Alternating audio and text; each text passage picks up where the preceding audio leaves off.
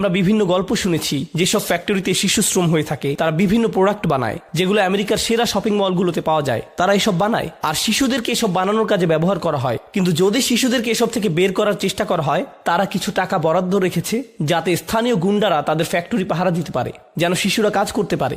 এটা তাদের ব্যবসার পরিকল্পনাতেই থাকে। যতক্ষণ না জাতিসংঘ বা অন্য কেউ তাদের কাজে ব্যাঘাত ঘটায়, তারা এটা চালাতেই থাকে। এছাড়া স্থানীয় রাজনীতিবিদদের কিছু টাকা দিলে তারা এটা নিশ্চিত করবে যেন এটা কেউ না জানে, কোনো মিডিয়া এটা যেন নিউজ করতে না পারে বা কোনো তথ্য প্রমাণ না থাকে, ইত্যাদি ইত্যাদি। এভাবে তারা কিছু টাকার জন্য অন্যায়ের চূড়ান্ত সীমায় পৌঁছে যায়। শুধুমাত্র এই দেশেই এই লোভের কারণে কত ধরনের শোষণ হচ্ছে আপনারাই দেখুন। আটলান্টিকের কথা বাদই দিলাম, তাদের এই লোভের কারণে কত মানুষ তাদের ঘর বাড়ি হারিয়েছে। এর কারণে পুরো অর্থনীতিতে ধস পড়েছে। এখন তারা টিভিতে এটা নিয়ে পুরো একটা এনপিআর শো করে বলছে যে হার্ভার্ড বিজনেস স্কুল NYU নাকি এমন অনৈতিক ব্যবসা শেখাচ্ছে যার মূল কথা হচ্ছে যেভাবেই হোক টাকা বানানো। এর শেষ কথাই হলো লাভ করা।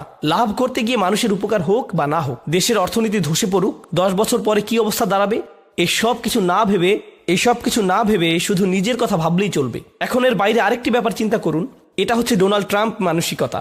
ডোনাল্ড ট্রাম্প হচ্ছেন খুবই প্রভাবশালী ব্যক্তি, কয়েকশো কোটি ডলারের মালিক। তার নিজের টিভি শো আছে যেখানে সে প্রচার করে যে কিভাবে উদ্যোক্তা হওয়া যায়।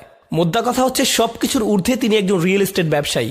আপনারা তো জানেন সমাজে রিয়েল এস্টেট কিভাবে কাজ করে। আপনি কিনতে পারেন, আপনি কেনেন, কিন্তু আপনি এর জন্য মূল্য দেননি। আপনি ক্রেডিট পেয়েছেন, আপনি পুরোটা দেননি। আপনি সীমিত কিছু অর্থ দিয়েছেন, এরপর আপনার ক্রেডিট জমা হচ্ছে। এবার আপনার ক্রেডিট জমা হচ্ছে, এটা দিয়ে আপনি আবার কিনতে পারবেন, আপনি হয়তো ভাড়া দিবেন। এভাবে আপনি আপনার সাম্রাজ্য বাড়াতে থাকেন। এখন যদি ডোনাল্ড ট্রাম্পের মতো কোটিপতি যদি তার সমস্ত সম্পত্তির জন্য টাকা পরিশোধ করতে হতো, সে কি এখন কোটিপতি হতে পারত? না। তার চিন্তা কি ছিল? তার চিন্তা ছিল আমি কয়দিন বাঁচব, আগামী 50 বছর, 60 বছর, 100 বছর, আমি কয়দিন বাঁচব, আমি কোটিপতি হিসেবে বাঁচব। এরপর যদি আমার পাওনা পরিশোধ না হয় কি এসে যায়, আমি আমার জীবন উপভোগ করে নিয়েছি। এভাবে তার পুরো পাওনা গিয়ে পড়বে তার পরবর্তী প্রজন্মের উপর। তার কোনো মাথা ব্যথা নেই। তখন ডলারের মূল্য কমে গেলে খুচরা বিক্রেতারা ক্ষতির মধ্যে পড়ল, কিন্তু এতে তাকে দোষ দেওয়া যাবে না। সে তার মতো জীবন উপভোগ করে নিয়েছে। অর্থাৎ শুধুমাত্র নিজের কথা ভাবো, যা মা মালান ও আদাদা। এটাই হচ্ছে পুঁজিবাদী চিন্তার মূল কথা এটাই। এখন এর সাথে একজন মুসলিমের চিন্তার পার্থক্য কি? ছোট একটা উদাহরণ দিই, কারণ এটা অর্থনীতির সাথে সম্পর্কিত বিষয়। একটা বাড়ি, আপনারা জানেন যে এই দেশে একটি বাড়ির মালিক হওয়া বড় একটি বিষয়। এর মূল্য বাড়ে, কখনো কমে, ইত্যাদি। আমি আপনাদেরকে খুবই সাধারণভাবে বোঝাবো যাতে একটা স্কুলের বাচ্চাও এটা বুঝতে পারে। ধরুন 100 বছর আগে কেউ একটা বাড়ি কিনলো, নিউ ইয়র্কের পাশে কেউ একটা বাড়ি কিনলো। ধরা যাক সে এটা 50,000 টাকা দিয়ে কিনেছে। সে এটা ক্যাশ টাকায় কেনেনি, সে এটা লভ্যাংশ দিয়েও কেনেনি, সে ব্যাংক লোন নিয়ে কিনেছে। তাহলে সে 30 বছর ধরে 50,000 নয়, সে কত টাকা দিয়েছে? 1,50,000। এখন তারা যদি এটা বিক্রি করতে চায়, তারা কি এটা 60,000-এ বিক্রি করবে? না, তারা এটা 1,50,000-এ কিনেছে, তাই তারা অন্তত 2,50,000 বেচতে চাইবে। ধরা যাক তারা এটা 2,50,000 বেচল। এখন একজন ক্রেতা 2,50,000-এ কিনে নিল, কিন্তু সেও এটা ক্যাশ টাকায় কিনেনি। কিভাবে কিনেছে? ক্রেডিটের মাধ্যমে। তাহলে সেও 2,50,000 দেয়নি, সেও 30 বছরে 4 লাখ বা 5 লাখ টাকায় কিনেছে। যখন সে এটা বিক্রি করতে যাবে এর মূল্য বাড়তে থাকবে। তাহলে এখানে যা ঘটল, প্রথমত মুদ্রার মূল্য কমে গেল, দ্বিতীয়ত যারা 100 বছর আগে একটা বাড়ি যে টাকায় কিনেছিল, পরবর্তী প্রজন্মের মানুষেরাও কি একই দামে কিনতে পারবে? না। তাহলে আপনি পরবর্তী প্রজন্মের জন্য এটা অনেক অনেক অনেক কঠিন করে ফেললেন। এটাই রিবা, এটাই যা মা মালান ও আদাদা। এটা পরবর্তী প্রজন্মের জন্য সমস্যা তৈরি করে। এখন আসুন এর সাথে একজন মুসলিমের মানসিকতার তুলনা করি। একজন মুসলিমের মানসিকতা হলো একজন বৃদ্ধের জন্য যে প্রায় কবরের কাছাকাছি চলে গিয়েছে, সে তার বীজ বপন করে যাবে যাতে গাছ বাড়তে পারে। আপনি বলবেন গাছ বাড়লে লাভ কি? আপনি তো ততদিন বেঁচেই থাকবেন না। সে বলবে না, এটা একদিন কাউকে না কাউকে ছায়া দেবে, সেটা হবে আমার জন্য সাদাকায়ে জারিয়া। এটাই হচ্ছে একজন মুসলিমের মানসিকতা। এমনই হওয়া উচিত। আমরা চিন্তা করব কিভাবে ভবিষ্যৎ প্রজন্ম উপকার পায়। খাও দাও, ফুর্তি করো আর মরে যাও, এমন না। এখানেই আমাদের চিন্তা আলাদা। আর এটাই আসলে আমরা যখন অধ্যয়ন করব, আমরা কেবল এটা ভাববো না যে 1400 বছর আগে কি হয়েছে। এগুলো আমাদের সময়েরই বাস্তবতা। এগুলো আমাদের সময়ের অনেক বড় সমস্যা। দুর্ভাগ্যজনকভাবে মুসলিম হয়েও আমরা যেন পুঁজিবাদী ব্যবস্থার অন্ধকার কালো থাবায় জড়িয়ে পড়েছি। আমরা নিজেরাই কুৎসিত ও বাজে রকমের পুঁজিবাদী হয়ে গিয়েছি। আমরা এখন আর মানুষের পরোপকারের কথা, সমাজের ভালোর কথা ভাবি না। তাই না? আমরা জামা মালান ও আদ্দাদার মধ্যে অন্তর্ভুক্ত হয়ে গিয়েছি। আল্লাহ আমাদের সবাইকে এ থেকে রক্ষা করুন, যাতে আমরা এই কদর্য থেকে বের হতে পারি। আচ্ছা আদাত্তু শাই লিকাদা ও আদাত্তু ইদা আমসাকতুহু লাহু ওয়া জাআলতুহু ইদ্দাহ ওয়া দাখিরা লিহাওয়াদিহি দাহর ওয়া সানিয়া আদাদাহু। তিনি এখানে মূলত যা বলেছেন তা হলো, আদাদা মানে হলো প্রস্তুতি নেয়া, কিছু প্রস্তুত করা ভবিষ্যতের কোনো বিপদাপদের জন্য, এমনও বোঝায়। আই আহসাহু আরেকটি অর্থ হলো ঠিকভাবে গণনা করা। ওয়া জাআত তাসদীদ, এতে তাসদীদ দেয়া হয়েছে। ওয়া আদাদা, এতে তাসদীদ রয়েছে। তাসদীদের মাহাত্ম্য কি? ইয়াদুল্লু লিকাসিরাতিল মাদুদ, এর অর্থ হলো অনেক বেশি গণনা করা। সে সব সময় গণনায় ব্যস্ত থাকে এবং সে অনেক টাকা গণনা করে, সে সারাক্ষণ গুনতে থাকে। এটাও বোঝায় যে সে সারাক্ষণ গুনতে থাকে। আপনারা কি এমন কাউকে দেখেননি যে প্রতি ঘন্টায় ঘন্টায় অ্যাকাউন্টে লগ ইন করে আর টাকার পরিমাণ না দেখলে তার যেন নিঃশ্বাস বন্ধ হয়ে আসে? দেখেছেন? আমি বিজনেস স্কুলে গিয়েছি, আমার সাথে ফাইন্যান্সের ছাত্ররা বসেছিল। ওদের মেজর ছিল ফাইন্যান্স, তবে তারা মুসলিম ছিল। আমরা লাইব্রেরিতে ছিলাম। ওরা কি করছিল? ওরা শিখছিল কিভাবে স্টকে ইনভেস্ট করতে হয়। তারা সারাক্ষণ কি নিয়ে ব্যস্ত ছিল? ওহ, এই তো বেড়ে গেল, ওহ এই আবার কমে গেল, ওহ, যেন কেউ তাদের শরীরে সারাক্ষণ ইলেকট্রিসিটি লাগিয়ে দিয়েছে। তারা তাদের ট্রেডিং অ্যাকাউন্টে ওহ আহ ইয়াতাখাব্বাসতুহু শাইতান মিনাল মাস, আল্লাহ বলেন যেন শয়তান তাদের স্পর্শ করছে, তাদের গুঁতো দিচ্ছে। ওরা অনবরত চেঁচিয়ে উঠছিল, ও মাই গড, ওহ আহ আবার ফিরে পেয়েছি। তারা সারাক্ষণ এমন প্রতিক্রিয়া দেখাচ্ছিল। শেষে লাইব্রেরি কর্তৃপক্ষ এসে বলল, তারা বলল, না, আমি এখন জামউ মালিন ও আদিদ নিয়ে ব্যস্ত আছি। জামউ মালিন ও আদিদুহ। তাহলে আয়াতের প্রথম অংশে অন্যের প্রতি তার মনোভাব নিয়ে বলা হয়েছে, আর দ্বিতীয় অংশে তার নিজের প্রতি মনোভাব নিয়ে বলা হয়েছে সে কি নিয়ে নিজেকে ব্যস্ত রাখে। মজার ব্যাপার হচ্ছে, মানুষের কাছ থেকে যা প্রত্যাশা করা হয়, মানুষ আসলে তার সম্পূর্ণ বিপরীত। আপনার অন্যের সাথে ভালো আচরণ করার কথা ছিল, নিজের জন্য টাকা না জমিয়ে অন্যকে দান করার কথা ছিল, যা আপনার কাছ থেকে প্রত্যাশা করা হয়। এখানে তার বিপরীতটাই বর্ণনা করা হয়েছে। তাহলে আদ্দাদা মানে হলো বারবার গুনতে থাকা, গণনার পুঙ্খানুপুঙ্খ হিসেব রাখা, কিংবা এর অর্থ হতে পারে ভবিষ্যতের জন্য প্রস্তুতি নেয়া। আমাদের কতটুকু সময় বাকি আছে? আমার কাছে ঘড়ি নেই। ও, আমাদের সময় আছে, আমি ধীরে সুস্থে বাকিটা শেষ করব। আচ্ছা, কেন এই দুইটি ক্ষেত্র একত্রে এসেছে এবং এই দুইয়ের মধ্যে সম্পর্ক কি, আমরা সেটা নিয়ে আলোচনা করছি। তা হলো, একটি হচ্ছে অন্যের প্রতি মনোভাব, অপরটি হলো সেই নিজের প্রতি কিভাবে সেটা। এখন একবচনে মালান শব্দটি দিয়ে কি বোঝায় আমরা সেটা জেনেছি, এবং এটা কিভাবে কারো জীবনে প্রভাব ফেলে সেই সম্পর্কে জেনেছি। এবার আমরা তৃতীয় আয়াত সম্পর্কে জানব। ইয়াহসাবু আন্না মালাহু আখলাদা। ইয়াহসাবু শব্দটি হচ্ছে মিন আফআলিল কুলুব, অর্থাৎ যেসব ক্রিয়া অন্তর বোঝাতে ব্যবহৃত হয়। অর্থাৎ এখন আল্লাহ তাআলা মানসিকতার দিকটি তুলে ধরছেন যে তার অন্তরে কি ঘটছে। প্রথম দুইটি আয়াত ছিল তার কাজের ব্যাপারে, এগুলো ছিল বাহ্যিকভাবে, কিন্তু তৃতীয় আয়াতে এসে তিনি বলছেন তার ভেতরের কথা, তার ভেতরে কি চলছে। ইয়াহসাবু, সে ভাবে, আন্না মালাহু আখলাদাহ, আর সম্পদ তাকে চিরস্থায়ী জীবন দিবে বা তাকে অমর করবে। এখন এখানে মূল বিষয়টি হচ্ছে মালাহু। এর আগের আয়াতে আমরা মালাহু পাইনি, আমরা পড়েছি আল্লাযী জামা মালান, কারণ সে নিজের জন্য সম্পদ জমাচ্ছে, যা আসলে তার নিজের জন্য নয়, তবুও সে জমায়। মালান শব্দটি দিয়ে তার এই ভ্রান্তিকে চিহ্নিত করা হয়েছে। এবার যখন সে এত সম্পদ জমিয়ে ফেলেছে, এত সম্পদের মালিক হয়েছে, সে ভাবছে এগুলো তাকে চিরস্থায়ী জীবন দিবে। এখন এ থেকে আমরা কিছু গভীর প্রশ্নের সমাধান পাই। কেন মানুষ টাকার পেছনে ছোটে? এটা একটা বড় প্রশ্ন। যদি আপনি কোনো শিশুকে জিজ্ঞেস করেন তোমার কেন টাকা দরকার, সে বলবে আমি জানি না, আমার হয়তো পরে লাগবে। কিন্তু নিজেকে নিজে প্রশ্ন করুন, কেন আসলে মানুষ টাকার পেছনে ছোটে? আজকে যদি প্লেটে খাবার থাকে, আপনি আজ নিয়ে দুশ্চিন্তা করা বাদ দিবেন, আপনি আগামীকাল নিয়ে ভাববেন। অর্থাৎ আখলাদা শব্দের অর্থ কেবল চিরস্থায়ী জীবন নয়, এটা দিয়ে বোঝায় এমন কিছু যা চিরকাল অবিরামভাবে তাকে বাঁচিয়ে রাখবে। অর্থাৎ মানুষ দুশ্চিন্তা করে কারণ যদি তার সঞ্চয় না থাকে, সে হয়তো বাঁচতে পারবে না। অনেকে দেখবেন যখন তার স্টক অ্যাকাউন্ট ধসে পড়ে, সে আত্মহত্যা প্রবণ হয়ে পড়ে, কারণ সে তার বেঁচে থাকার সাথে সঞ্চয়কে মিলিয়ে ফেলেছে। তার প্লেটে এখন খাবার আছে, এর সাথে নয়, বরং আগামীকালের জন্য সে যে খাবার সঞ্চয় করেছে তার সাথে। আখলাদা শব্দটি দিয়ে এটাও বোঝায়, সে কেবল এটা ভাবে না যে সে সারা জীবন বাঁচবে, বরং এটাও ভাবে যে ভবিষ্যতে এটা তার কাজে লাগবে। এটা ইখলাদ থেকে এসেছে, খুলুদ থেকে।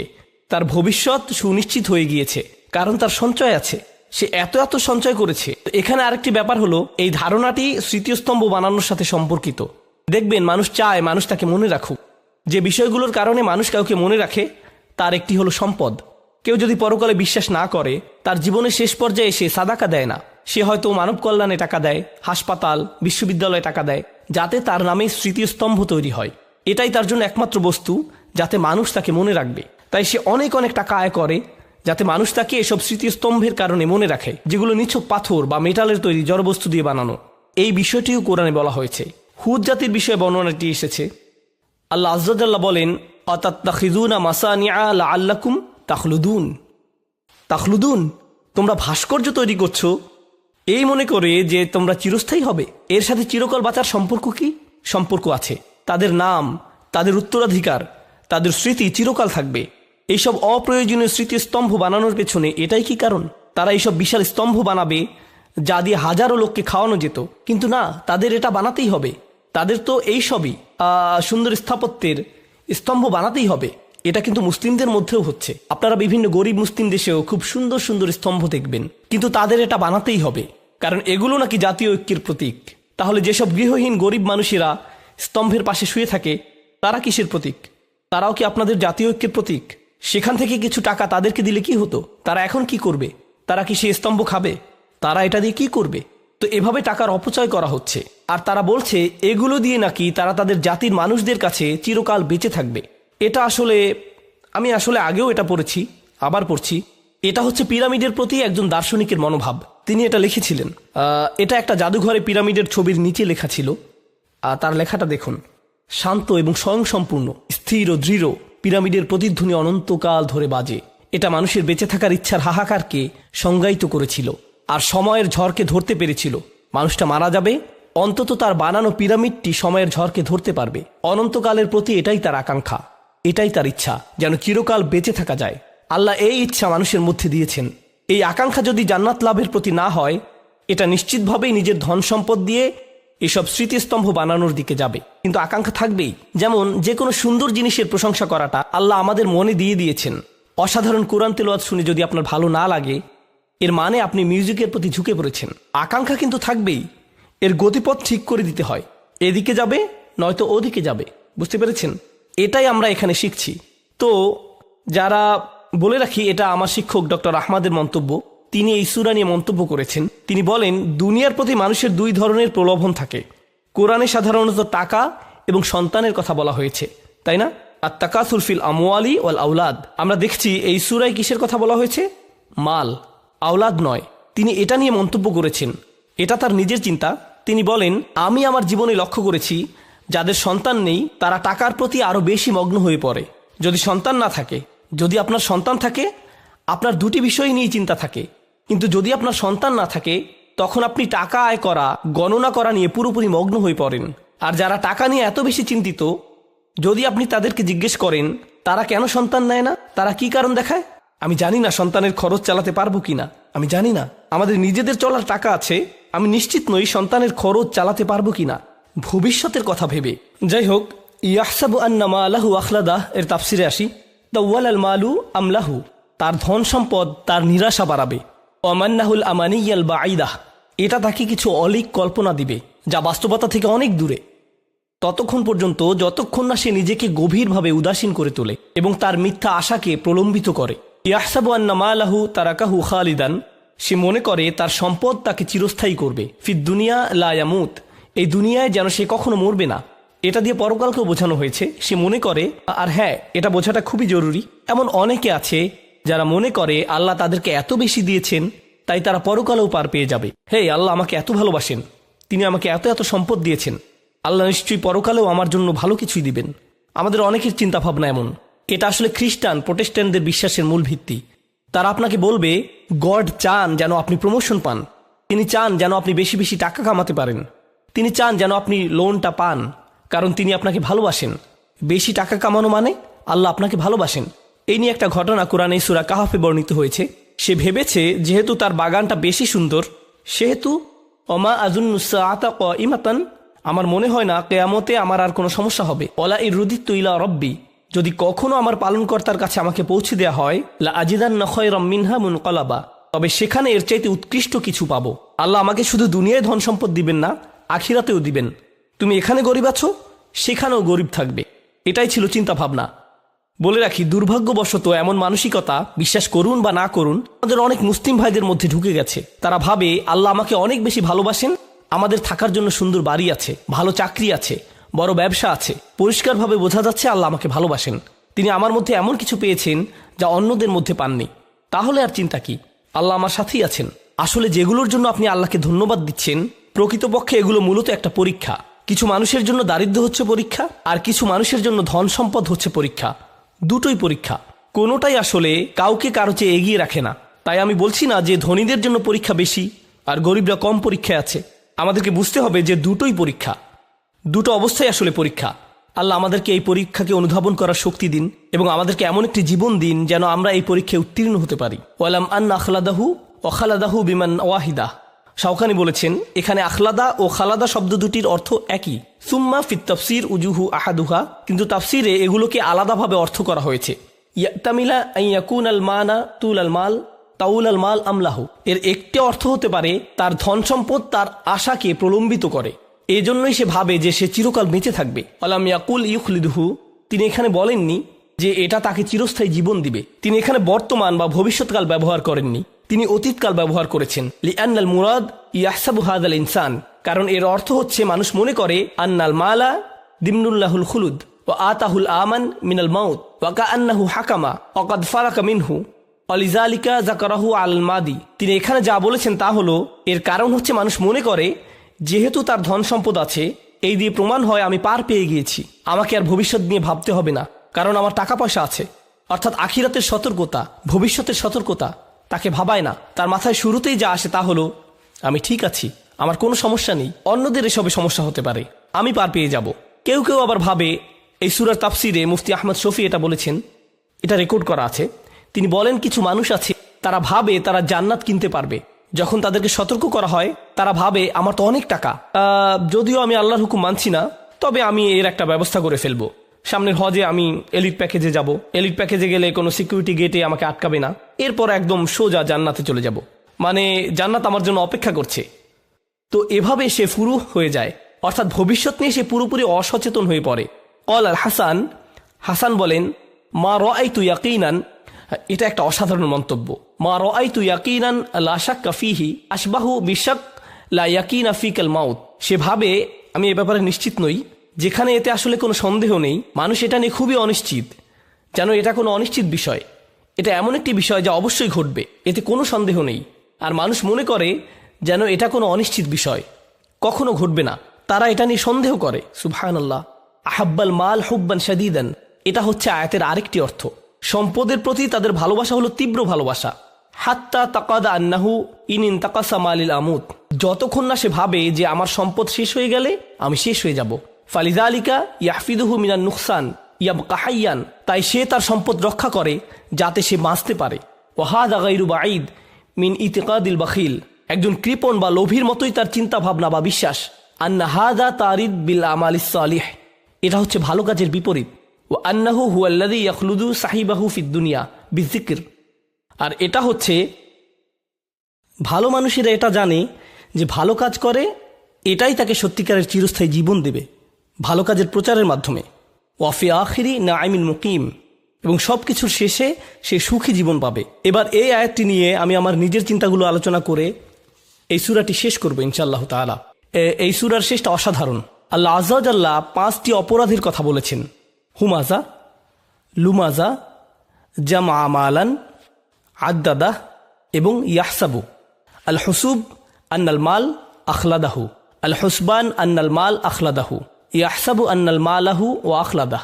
এই 5টি অপরাধ যদি আপনি সূরার শেষে দেখেন, আল্লাহ 5টি শাস্তির বর্ণনা দিয়েছেন। আল হুতামা নারুল্লাহিল মুকাদা আল্লাতী তাতলিউ আলাল আফইদা, তৃতীয়। ইন্নাহা আলাইহিম মুসদা, চতুর্থ। ফি আমাদিম মুমাদ্দাদা, পঞ্চম। আর যারা এসব কাজের সাথে জড়িয়ে গেছে তাদের অন্তরে কি অসাধারণভাবে ভয় ঢুকিয়ে দেয়া হয়েছে। কাল্লা লায়ুমবাদান্না ফিল হুতামা, হুতাম শব্দটির আরেকটি অর্থ হলো ভাঙা। হুতাম শব্দের মূল অর্থ কাসরা, যার অর্থ ভাঙা। হুতামা শব্দটি দিয়ে বোঝায় এমন ফসল যা হলুদ হয়ে গিয়েছে, অর্থাৎ তোলার সময় হয়েছে। মানুষ একে তুলতে গেলে কি হয়? একে ভাঙা হয়, ছিঁড়ে ফেলা হয়। এই শব্দটি সূরার অন্য একটি শব্দের বিপরীত, সেটা হলো কারো উদ্যম ভাঙা। মনে আছে আপনাদের? আল হুমাজ কাসর, তাই না? আপনি অন্য মানুষের উদ্যম ও সম্মান ভাঙবেন, এর ফলে আপনি নিজেকেই ভাঙা অবস্থায় দেখতে পাবেন। এটা আপনাকে ধ্বংস করে দিবে। হুতামা, সুবহানাল্লাহ। এই দুইটি শব্দের মধ্যে কি চমৎকার মিল। যখন পিঁপড়ারা সুলাইমান আলাইহিস সালামকে ভয় পেল, তারা বলল লায়াহতিমান্নাকুম, সুলাইমান যেন আমাদের উপর দিয়ে না যায়, আমাদেরকে পিষে না দেয়, ভেঙে না দেয়। কেউ কেউ বলেন হুতামা হচ্ছে জাহান্নামের চতুর্থ বা ষষ্ঠ স্তর। আল্লাহু আলাম, এটা শুধু মন্তব্য। আমি এর সপক্ষে কোনো হাদিস পাইনি বা কোনো সাহাবী বলেছেন এমন পাইনি। এই আগুন হচ্ছে আল্লাহর। আমরা এটা নিয়ে একটু পরে আলোচনা করছি। আগে এই আয়াতের ব্যাখ্যা শেষ করে নিই। কাল্লা লা ইউমবাযান্না, আরবিতে নাবাদা শব্দের অর্থ হচ্ছে এমন কিছু ফেলে দেয়া যার কোনো মূল্য নেই। নাবাদা মানে এমন কিছু ফেলে দেয়া যার কোনো মূল্য নেই। আল্লাহ বলেন না, কখনোই না। সে বলে তার সম্পদ তাকে চিরস্থায়ী জীবন দেবে। আল্লাহ খারিজ করে দিলেন। তিনি বললেন না, কখনোই না, বরং নিশ্চিতভাবেই এতে কোনো সন্দেহ নেই। এখানে লা আসায় আমি এই শব্দগুলো জোর দিয়ে বলছি, লা, এবং শেষে দুইটি নুন এসেছে। আল্লাহ বলেন লায়ুমবাযান্না, তাকে অবশ্যই ছুঁড়ে মারা হবে। এটা হচ্ছে এমন কিছু ছুঁড়ে মারা যার কোনো মূল্য নেই। এই শব্দটি বনী ইসরাইলের মানুষদের বোঝাতে ব্যবহৃত হয়েছিল যখন তারা তাওরাত তাদের পেছনে ছুঁড়ে ফেলে দিয়েছিল।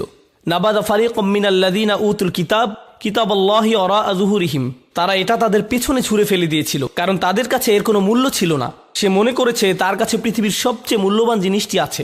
সেটা কি? তার সম্পদ। সে কেন মানুষদের সাথে এভাবে কথা বলে জানেন? কারণ তার টাকা আছে। সে ভেবেছে সে পার পেয়ে যাবে। কে আমার উপর কথা বলবে? আমি আমার কর্মচারীর সাথে এভাবে কথা বলতেই পারি। আমি হচ্ছে ইসলামিক সেন্টারের সবচেয়ে বড় দাতা। কে আমার উপর কথা বলবে? আমার টাকা ছাড়া তো স্কুল চলতেই পারবে না। আমি যেভাবে ইচ্ছা সেভাবেই চলতে পারবো। আমি যেভাবে ইচ্ছা সেভাবেই বলতে পারি। এ তো কেবল টাকার ব্ল্যাঙ্ক চেক নয়, এটা আমার মুখের জন্য একটা ব্ল্যাঙ্ক চেক। বুঝতে পারছেন? সে এভাবেই ভাবে। এখন পরিশেষে সে নিজেই মূল্যহীন হয়ে গেছে। তাকে ময়লা আবর্জনার মতো নিক্ষেপ করা হবে ফিল হুতামা, আল হুতামার মধ্যে সবচেয়ে জঘন্য জায়গায়। আসানি মানাহু লা ইউমবাযান্না ফিল লাম তাওবাল কসম। আল্লাহ এখানে লা ইউমবাযান্না শব্দে লাম আসায় বোঝা যাচ্ছে এখানে শপথ করা হয়েছে। মানে হচ্ছে আল্লাহ বলছেন আমি শপথ করে বলছি তাকে নিক্ষেপ করা হবে।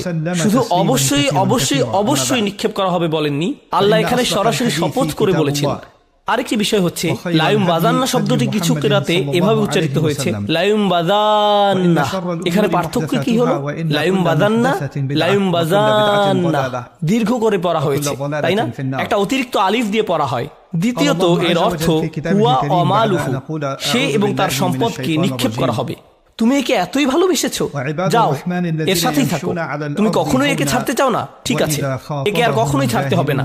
এগুলো সবই তোমাকে নিক্ষেপ করা হবে। সুবহানাল্লাহ। হুয়া ওয়া মালুহু। তো আর বলে রাখি ফিল হুতামা এখানে ফি শব্দটি ব্যবহার করায় তক্তাদি আন্নাহু মাউদিউন লাহু কা আমিকুন জিদ্দান কাল বীর। ফি শব্দটি দিয়ে বোঝা যায় সে এর মধ্যে নিক্ষেপিত হবে। মানে হচ্ছে সেই জায়গাটি খুব বেশি গভীর, তাকে এর ভেতরে একদম তলদেশে নিক্ষেপ করা হবে। লায়ুমবাযান্না বিযাম্মিম জাল, একে লায়ুমবাযান্নাও পড়া হয়। তাহলে এর তিনটি কিরাত আছে, লায়ুমবাযান্না, লায়ুমবাযান্না আর লায়ুমবাযুন্না। হুয়া ওয়া আনসারুহু, সে এবং তাকে যারা সাহায্য করেছে সবারই একই পরিণতি হবে। তাহলে তিনটি ব্যাখ্যা, সে নিজে, সে আর তার সম্পদ, সে এবং তার সব বন্ধু, তার সমস্ত কাছের মানুষ। ওয়া সুম্মিয়াত আন-নার হাহুনা বিল হুতামা, এবং এখানে আগুনকে হুতামা হিসেবে চিহ্নিত করা হয়েছে লিআন্নাহা তাহতিমাল আজম, কারণ এটা হাড় ভেঙে দেয়। হাত্তা তাসিলা ইলাল কুলুব, যতক্ষণ না এটা অন্তরে পৌঁছায়। একে হুতামা বলা হয় কারণ এটা হাড় ভেঙে দেয়া এবং অন্তরে পৌঁছায়। আমরা কিভাবে বুঝলাম যে এটা অন্তরে পৌঁছায়? ইন্নাহা তাত্তালিউ আলাল আফইদাহ, সামনে আসছে। নাবাজা, আমরা নাবাজা শব্দটি নিয়ে আলোচনা করেছি। আরবি ভাষায় একই রকম আরেকটি শব্দ হলো তরাহা, ত র এবং হা।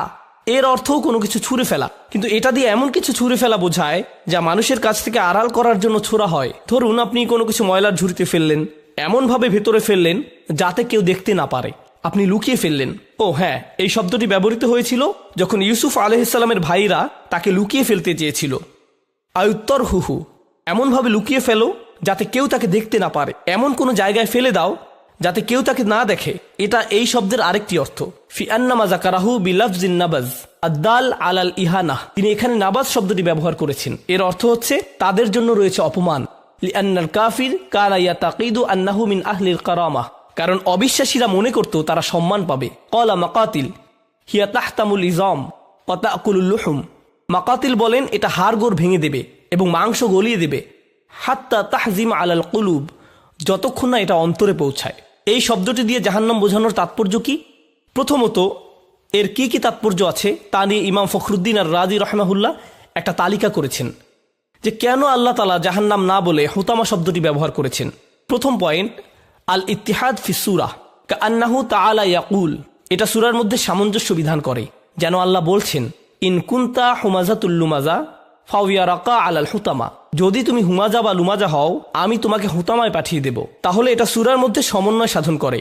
দ্বিতীয়ত, আন্নাল হামিজ বিকাসরি আইনিন, হামিজ বলা হয় তাকে যে মানুষের দিকে আর চোখে তাকায়, উদ্যম নষ্ট করে, মানুষকে নিচু করে দেখে।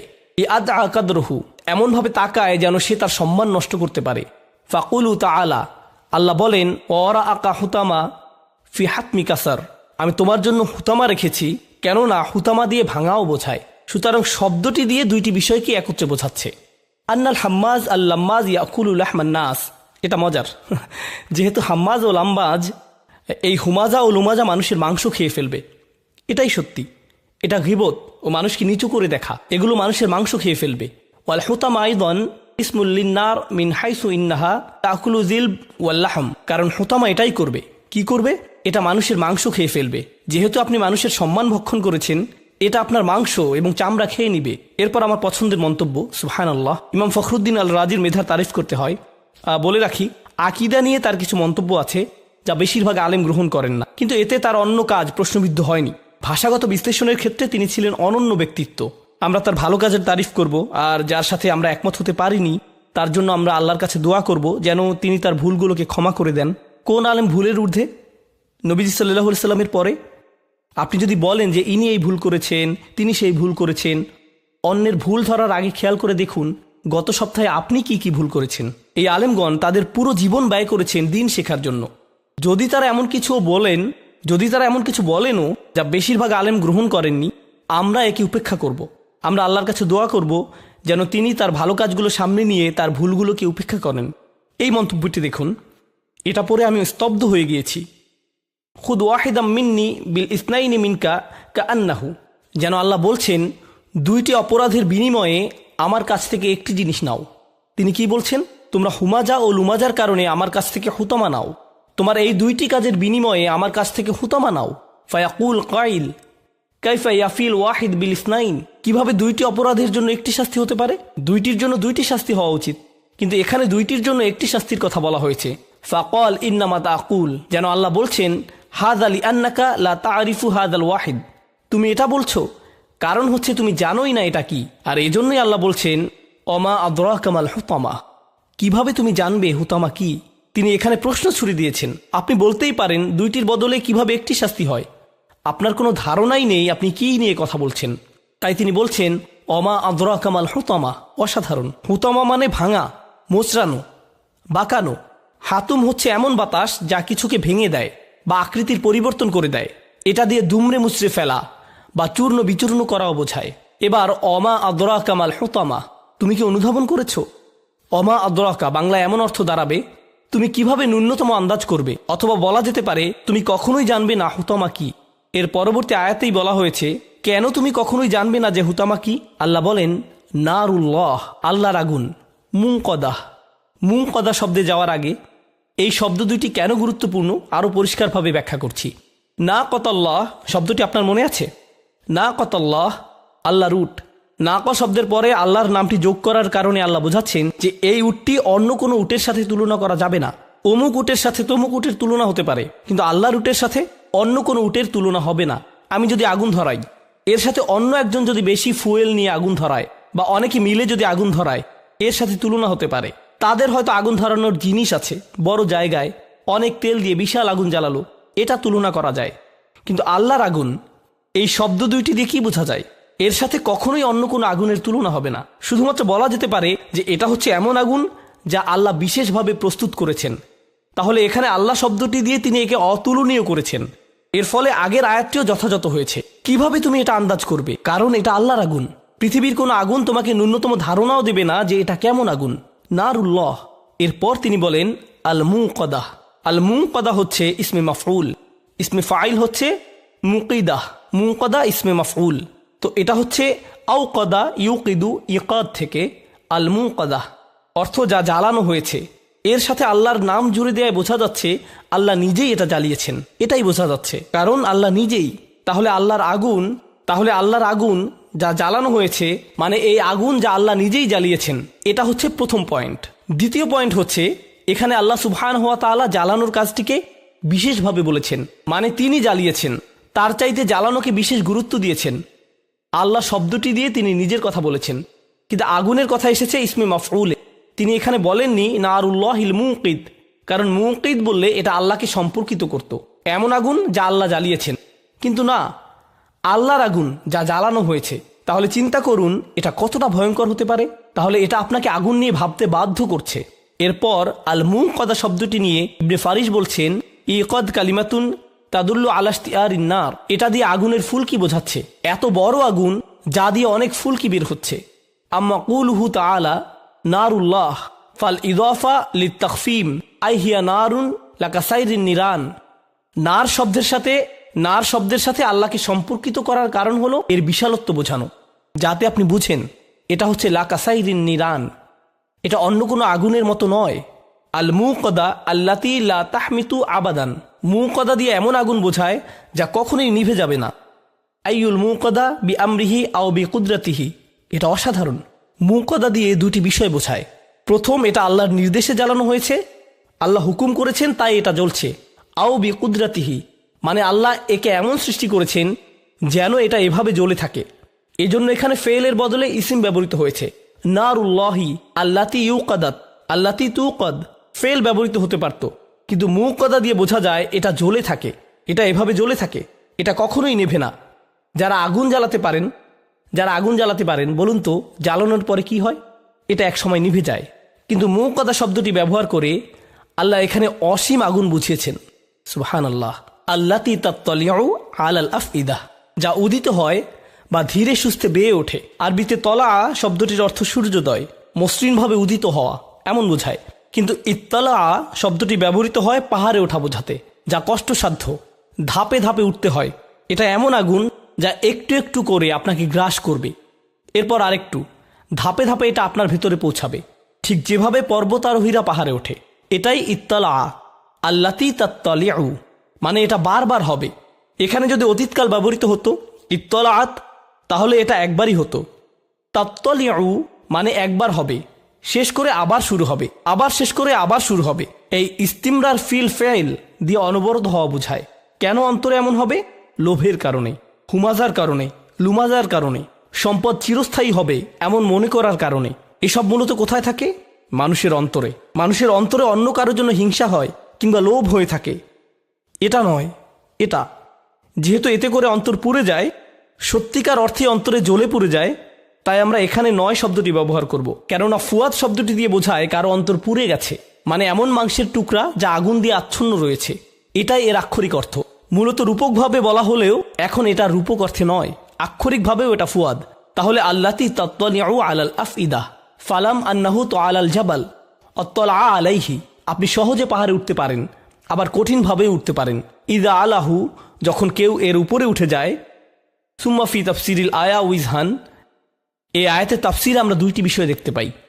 আল আউয়াল আন্নার তাদখুলু ফি আজওয়াফিহিম, অর্থাৎ আগুন তাদের শরীরে প্রবেশ করবে।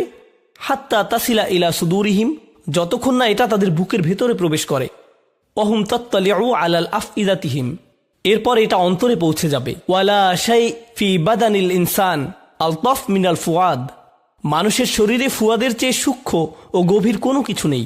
এটা বুকের খাঁচা দিয়ে আবৃত থাকে, এটা একটা গভীর গহ্বর, এটা মানুষের শরীরের সবচেয়ে শক্ত হাড় দিয়ে ঘেরা থাকে। আর হ্যাঁ, আল্লাহ মানুষকে এভাবেই সৃষ্টি করেছেন। শরীরের সবচেয়ে গুরুত্বপূর্ণ অংশগুলো সবচেয়ে বেশি সুরক্ষিত থাকে, হৃদয় সুরক্ষিত থাকে, চিন্তা চেতনাও সুরক্ষিত থাকে শরীরের সবচেয়ে শক্ত হাড় দিয়ে। কিন্তু ঠোঁট ততটা সুরক্ষিত নয়, কারণ এর ততটা সুরক্ষার প্রয়োজন নেই। এর আসলে মাঝে মধ্যে শাস্তির দরকার হয়। এটা দিয়ে মানুষ আসলে বেশি পাপীর ভাগীদার হয়। যা আপনার ঈমানকে বাঁচাবে সেটা সুরক্ষিত, কিন্তু যা আপনাকে বিপদের মধ্যে ফেলে দিবে সেটা খোলামেলা। সুবহানাল্লাহ।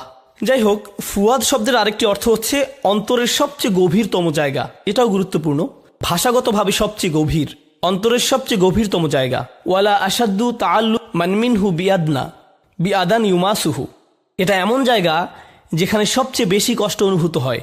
ফাকাইফা ইজা তলাত নারু জাহান্নাম আস্তাউলাত আলাইহি, কিভাবে এটা সম্ভব যে জাহান্নামের আগুন এসে এর উপর চড়ে বসবে? তিনি বলেন ইজা আলাহা তলাকা, যদি আগুন অন্তরকে গ্রাস করে তাহলে সে মারা যাবে। এজন্যই আল্লাহ আজ্জা ওয়া জাল্লা বলেছেন এটা তার উপরে উঠবে। কিন্তু এটা তাকে গ্রাস করবে না। মানে এটা হাড় চূর্ণ বিচূর্ণ করে দিবে, মাংস গলিয়ে দিবে, কিন্তু অন্তরকে গ্রাস করবে না। অন্তর কষ্ট অনুভব করবে, বারবার এটা কষ্ট পেতে থাকবে, এটা অন্তরকে জ্বালিয়ে দিবে না। সুবহানাল্লাহ। ফালিযালিকা ইয়াকুল সুবহানাহু ওয়া তাআলা সুম্মা লা ইয়ামুতু ফিহা ওয়া লা ইয়াহইয়া।